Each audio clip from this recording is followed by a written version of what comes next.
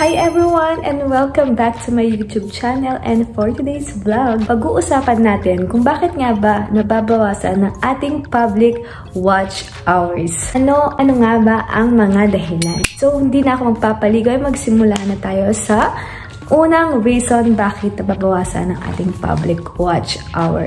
If ikaw hindi mo pa nakukuha ang 4,000 na oras sa loob ng isang taon, mababawasan po ang ating watch hour. So, bakit? For example, start kang gumawa ng YouTube channel mo at nag-upload ka ng January 1, 2023 and lumipas na yung isang taon. So, January 1, 2024 na. Let's say, meron kang 4,990 public watch hours. So, 10 minutes na lang, monetize na yung channel mo. Pero ayun nga, lumipas yung isang araw, nag-January 2, 2024 na. Ang mangyayari po, lahat po ng oras o minuto na public watch hours mo ng January 1, 2023 ay matatanggal na po.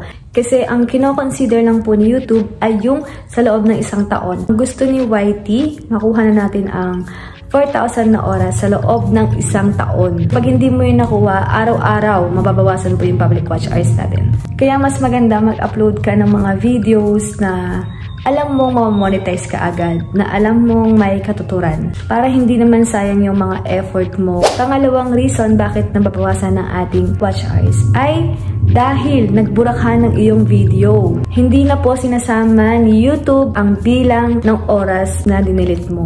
Kahit konting viewers lang yan, konti lang yung nanood sa video mo na yan, please hanggat maaari, huwag ka magdi-delete kasi sayang po yung oras or yung minuto na kinakount ni YouTube sa public watch hours na yun. Pangatlong reason is nag-private ka ng iyong video.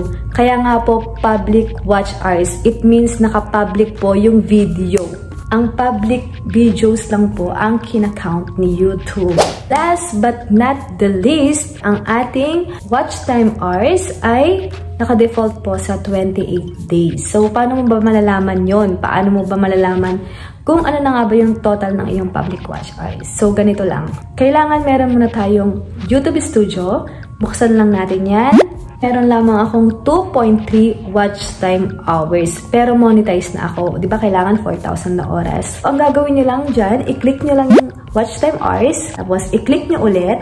At hanapin lamang ninyo ang lifetime. So, ilagay nyo lang sa lifetime. At makikita nyo na ang inyong total public watch hours. Diyan mo po malalaman yung pinaka-total na oras na nanood sa iyong mga videos. And that's all guys. Thank you for watching. I hope meron kang natutunan sa aking vlog kahit napaka-ikli lang nito. At sana nasagot ko ang iyong katanungan.